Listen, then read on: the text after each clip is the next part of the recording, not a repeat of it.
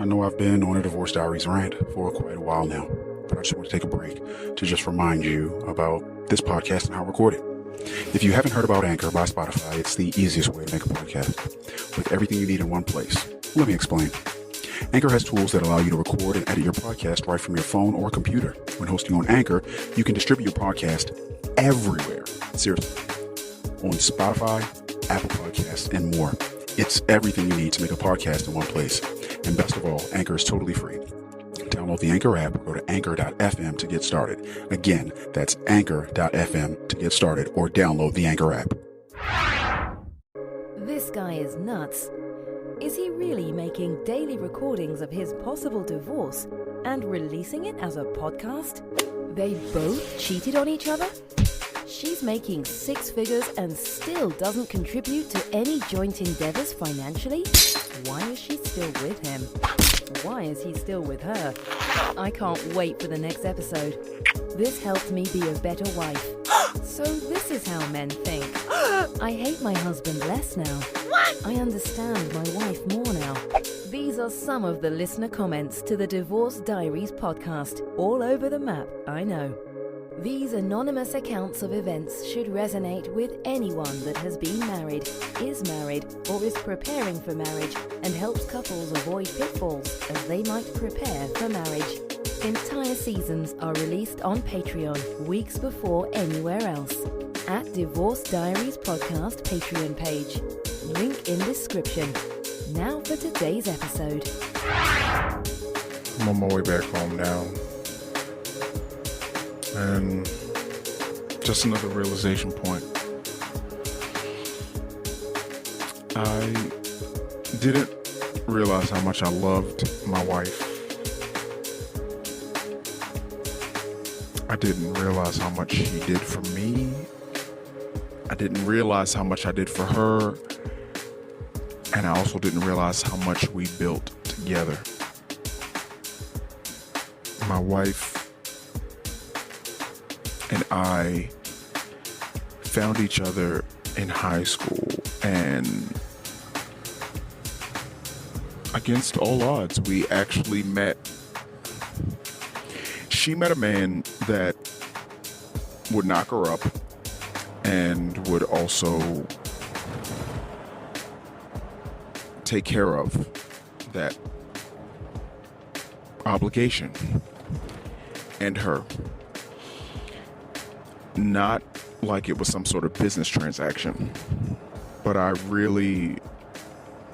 looked at us as a family. The moment she told me that she was pregnant, I just kind of Little House on the Prairie that shit and decided that I don't even know if I can call it a decision, because it wasn't really a decision. It was just like, no, this is like what the fuck I'm gonna do. Like,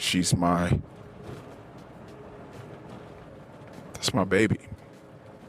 And the reason I'm in high school and I'm making love to this girl is because she's my baby. And the reason that, I think I did ask her, so I'm scared, and I'm in like the 10th grade, and I'm like, oh my gosh, like, what are you going to do? Like, are we going to have an abortion? Because I was very, very, very fearful. Which is understandable. You're a 16-year-old kid, and you're like, I'm going to be a dad? Are you fucking kidding me? And you find out that you're going to be one. And you're at a crossroads. Not my responsibility. Not my job. Not my thing. Not my nothing. And we had a son. Man, a really great kid. The fucked up part with him was he was such a great kid that I kind of kind of thought that the kid would be, I could maybe make him something better. He was already perfect, so, I'm just trying to squeeze more perfect juice out of that perfect orange.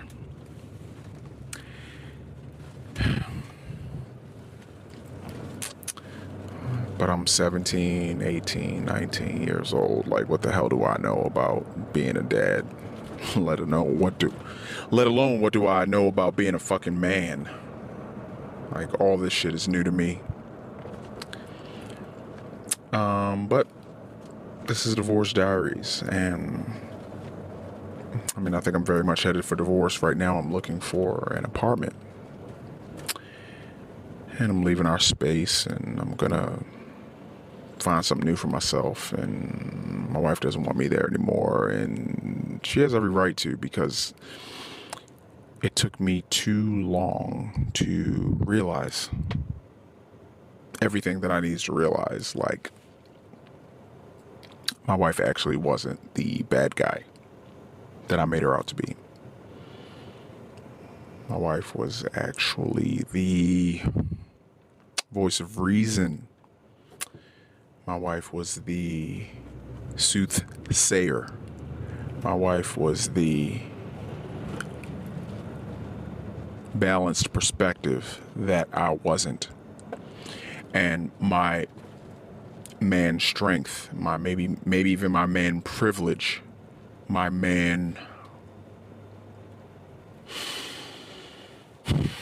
strength sort of pushed down her where she should have maybe been empowered in a way. I was just flat out not a receptive person to all of the awesome, reasonable suggestions that my wife had over the years.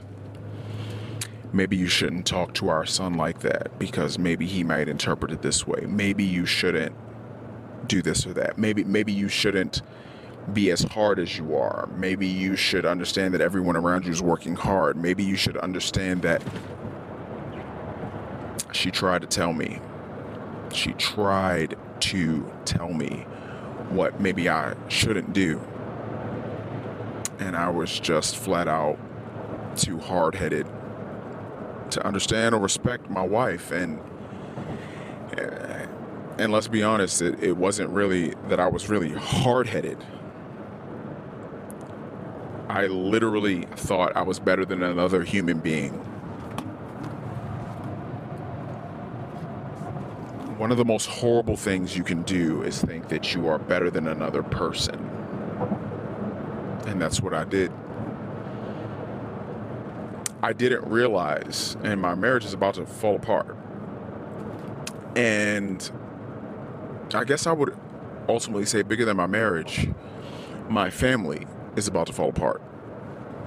I didn't realize what my wife and I built because I was a dysfunctional, horrible.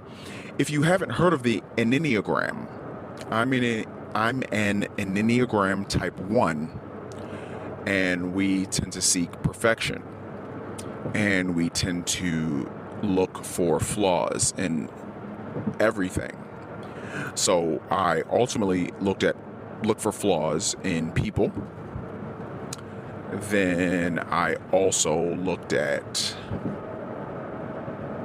flaws in myself. I also looked at flaws in everything around me.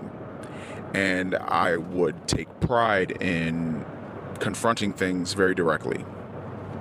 Like, hey, if I was doing something wrong, I would love for someone to tell me exactly what I was doing wrong, exactly when I did it wrong. So, like an idiot, I thought that everyone else was wired the exact same way. So, I would tell my wife, the closest person to me, what she was doing wrong. And to be honest with you, it wasn't even like she was doing anything wrong. It was just she was doing things differently than me. But I made her feel like she was doing something wrong. I don't know what sort of resentment that might breed or toxic thoughts, perspectives, whatever from my wife, and I ended up getting what I got. I tore my wife down so much that she maybe looked for comfort with someone else because of my years of relentless torment toward her. Boom, done. Affair.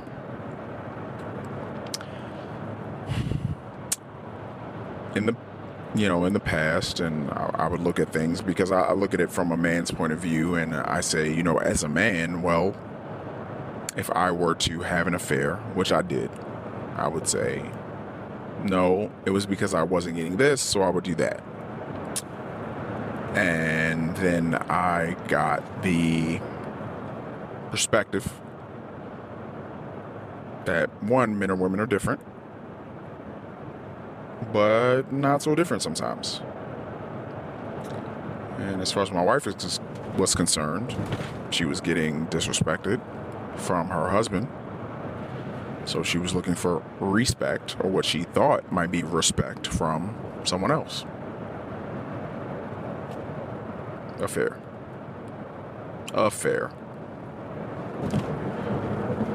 So to be honest with you, I'm not saying that I don't blame my wife, but I'm also not saying that I do blame my wife for her affair. I understand how that affected me, and I understand how it affects men, and how it's a very significant hit to your ego, and it really, really breaks your heart. And I'm not saying that it doesn't break the heart of a woman when her man cheats on her, but as a man,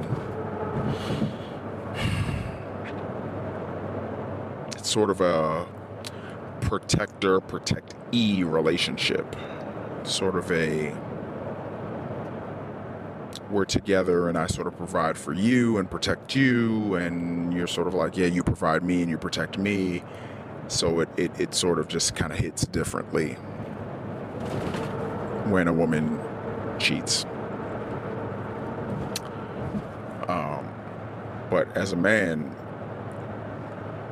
for me anyway, I should have made sure that my wife felt like she was the most important person to me, so she didn't go anywhere else looking for it being important. If I could go back, which I can't, I would do many, many, many things differently. I wouldn't have made my wife parched and thirsty where she felt like she needed something from someone else. Because now, as it stands, where she doesn't want anything to do with me, I have expressed, or at least acted like, I wanted so much more from things that were outside of her. So now she just has the feeling that, one, I always lie, or she's not good enough, and she'll never be good enough for me. And the fact that right now that I've had a total shift in perspective, because she's just like, I'm done with you, get the fuck out of here, we're over. I'm like, wait, what do you mean? I love you. And from her perspective, she's like, I don't give a shit about what you say to me. All I know is I have loved you, and I've protected you, and I've done whatever she feels like has been ethical and great for me. She's done all of these things for me, and I've repaid her with lies, covertness, snooping, whatever. And she's just like, look, you don't love me. I don't care about what you say. I care about what you do. Full disclosure, I've had a good bit to drink, and I'm recording this podcast. So I'm being very honest, and the only thing I'm really focused on is not naming names to continue to stay anonymous with this recording.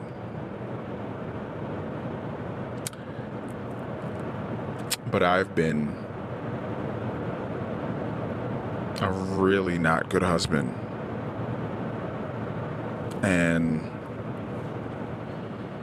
I'm now laying in the bed that I made for myself. I have a wife that doesn't want to have anything to do with me because I have been a no good husband. I mean, not totally no good. I provided a great life for my wife. I've protected her. She's been, spending money the way that she would like to spend it. And I've just been a safety net. So I've enabled a little bit.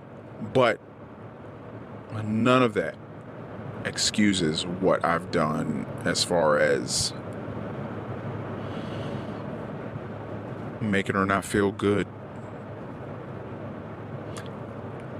Who the hell wants to be in a relationship where they're with someone that doesn't make them feel good and that they can't trust? She gave me so many years,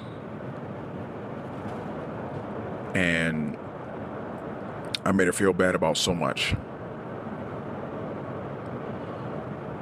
She would do, let's say, 10 things good, one thing not so great, and I would just harp on that one thing that she did that wasn't so great.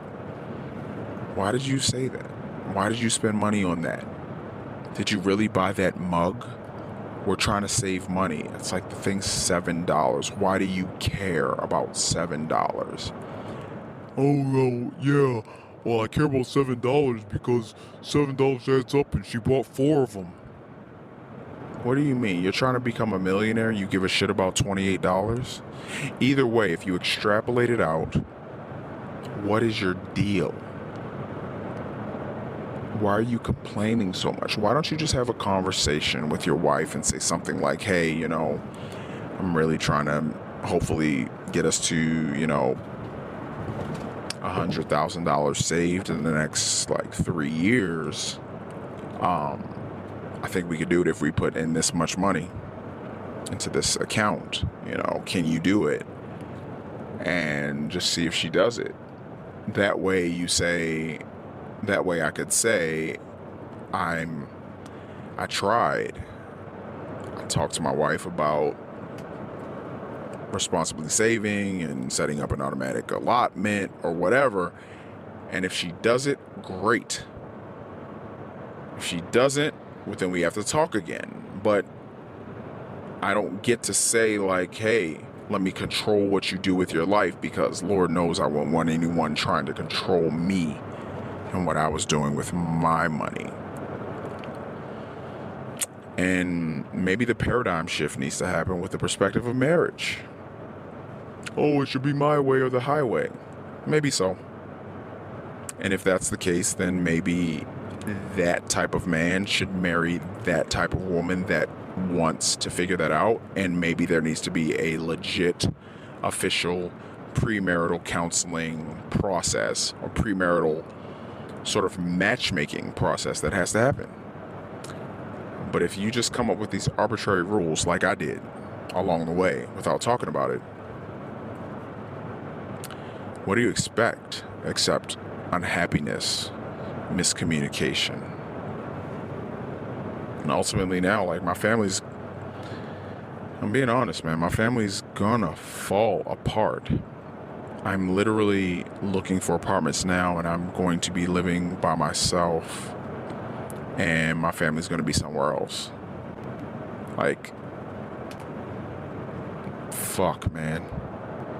It's fucking rough. It's fucking bullshit. I'm not going to get to be there with my youngest kids.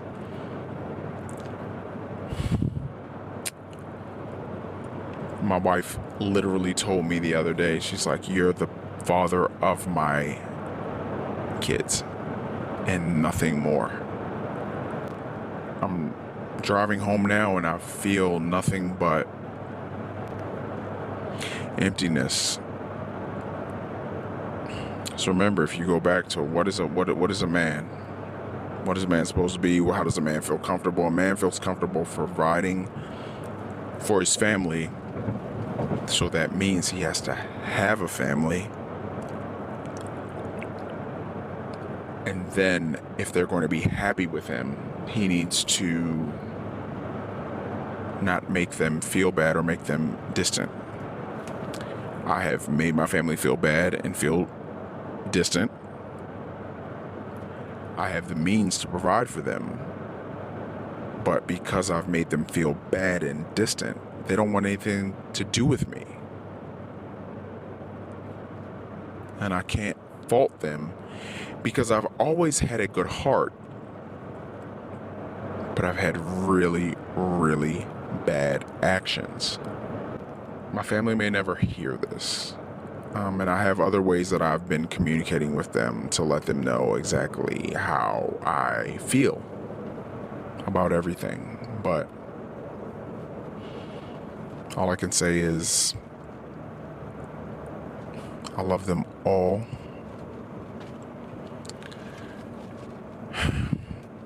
I don't know if I'll ever have a relationship with any of them again, because of all the damage that I've done and all the hurt and pain that I've caused. But I do know that I am truly sorry, and I understand what I did to them. I understand that it comes from a lot of hurt and pain that I am going through and have gone through from my family. And I want very much to end the cycle of pain and destruction. I don't know if I'll ever get that opportunity, but I want to be there, and I understand that as painful as it's going to be when they want to go down the list of things that I've done that are horrible, I'm just going to have to stand in there and say, like, I'm so sorry. I'm so sorry. Kids are special. They're precious. They're sweet. They're pure. And it's up to us how much we're going to fuck them up on that road to life that they've got to drive on. I love my kids. I miss them. And I wish I had a do-over. And with kids, that's just one of those fucking things, man. Like, you don't get to do over them living their lives. You don't get to do over. When you fuck it up, you fuck them up. And man, I fuck mine up. Don't fuck up your kids. Try your best to listen. Cry openly with them.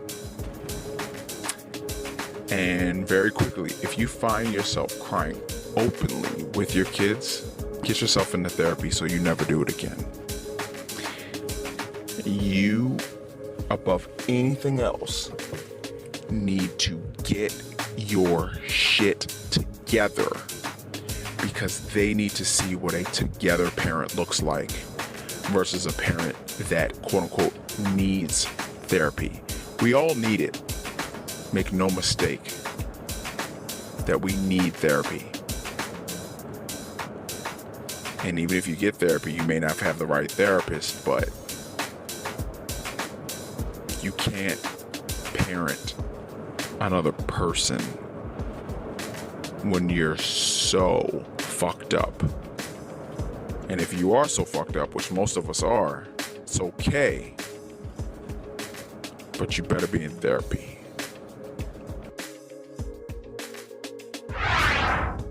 Wow, that was the Divorce Diaries podcast. The Daily Saga will continue tomorrow. The full season's episodes are on Patreon now. Subscribe for early access. Click the Patreon link in the description. Hopefully these entries help our anonymous recorder as a form of his own personal therapy. That's his hope and his intention. Will these recordings of life's curveballs lead this family to the best resolution in the end? We'll keep listening. New episodes are released daily on all podcast players, but all episodes are available on Patreon at Divorce Diaries Podcast Patreon page. Until next time.